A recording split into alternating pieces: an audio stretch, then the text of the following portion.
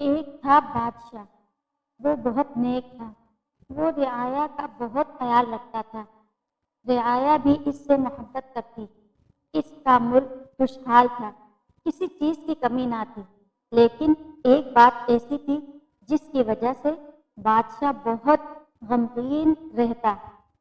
इसकी रियाया भी गमगीन रहती।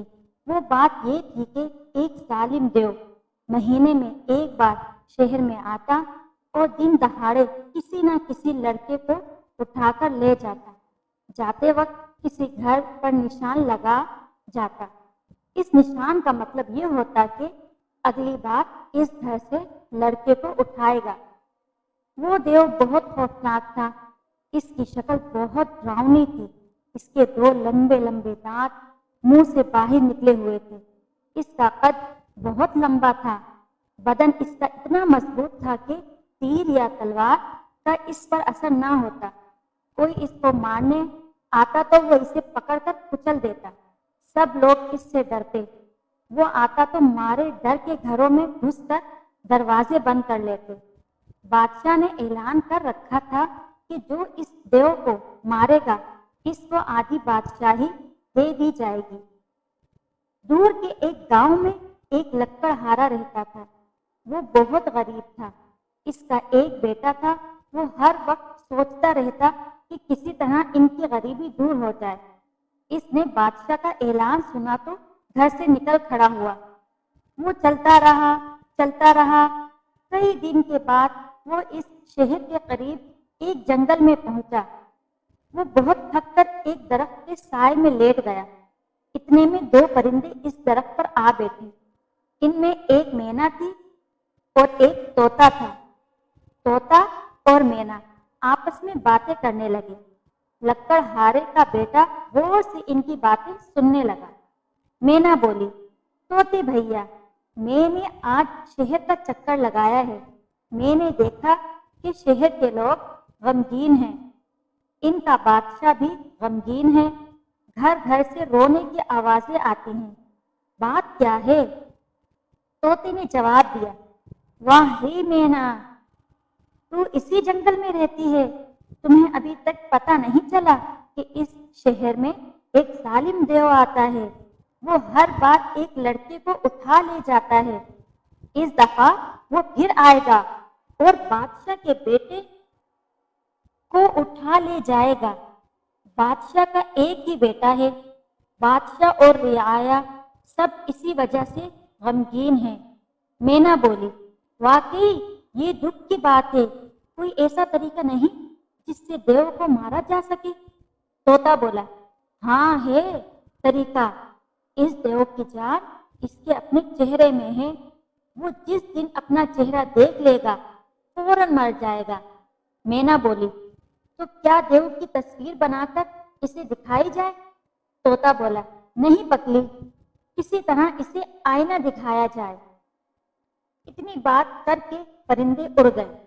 लकड़हारे का बेटा सोचने लगा। सोचते सोचते इसे एक बात सूझी। वो उठा और तेज तेज चलता बादशाह के महल पर जा पहुंचा। महल के दरवाजे पर दरबान खड़ा था। लकड़हारे के बेटे ने दरबान से कहा, मैं बादशाह सलामत से मिलना चाहता हूँ। मैं देव को मारने का तरीका जानता हूँ। दरबान ने हैरान होकर इसे देखा और कहा, बड़े बड़े बहादुर जवान तो देव को मार नहीं सके, तुम कैसे मार लोगे? वो बोला, मेरे पास खास तरीका है। मुझे बादशाह सलामत के पास ले तो चलो। दरबान इसे बादशाह के पास ले गया। बादशाह गम में सर झुकाए बैठा था। लड़के ने अदब से सलाम किया। बादशाह ने सर उठाकर इसे देखा और पूछा, तुम कौन हो और यहाँ क्यों आए हो? वो बोला, बादशाह सलामत, मैं एक गरीब लकड़हारे का बेटा हूँ। मैं जालिम देव को खत्म करने का तरीका बताने के लिए हाजिर हुआ हूँ। बादशाह बोला, वो क्या तरीका है? जल्दी बताओ। लड़का बोला, जनाब, इस देव की जान इसके अपने चेहरे में है। अगर किसी तरह इसे इसका चेहरा दिखा दिया जाए तो वो फौरन मर जाएगा। चेहरा दिखाने का तरीका भी मैं जानता हूँ। बादशाह बोला, वो क्या? लड़का बोला, जनाबे वाला, एक कमरा बनाया जाए जिसके दरवाजे के सामने वाली दीवार आईने की हो। इसमें शहजादे को बिठाकर दरवाजा खुला रखा जाए। देव जब दरवाजे से अंदर घुसेगा तो इसे आईने में अपना चेहरा नजर आ जाएगा। इसके साथ ही इसकी मौत वाक़ई हो जाएगी। बादशाह को ये बात बहुत अजीब सी लगी, लेकिन इसने सोचा इस बात पर अमल कर लेने में हर्ज क्या है। हो सकता है इस तरह देव से निजात मिल जाए। बादशाह के हुक्म से कमरा तैयार कर दिया गया। जिस दिन देव का आना था, शहजादी को कमरे में बिठाकर दरवाजा खोल दिया गया।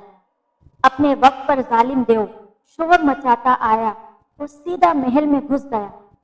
इसने कमरे में शहजादे को देखा। वो सर झुकाकर दरवाजे से अंदर चला गया। अंदर जाकर इसने जूं ही सर उठाया, सामने आईने में इसे अपना चेहरा दिखाई दिया। अपना चेहरा देखते ही वो धड़ाम से गिरा और मर गया। देव के मरते ही शादियाने बजने लगे। बादशाह और रियाया सभी खुश हो गए। बादशाह ने लड़के को सीने से लगा लिया और हुक्म दिया कि इसे महल में ले जाकर आला लिबास पहनाया जाए। सारे मुल्क में खुशी मनाई गई। देव के मरने पर लक्कड़हारे के रहने के लिए एक अलग महल बनाया गया और इसे आधे मुल्क का बादशाह बना दिया गया। इसने अपने माँ बाप को भी अपने पास बुला लिया। सब हंसी खुशी से रहने लगे।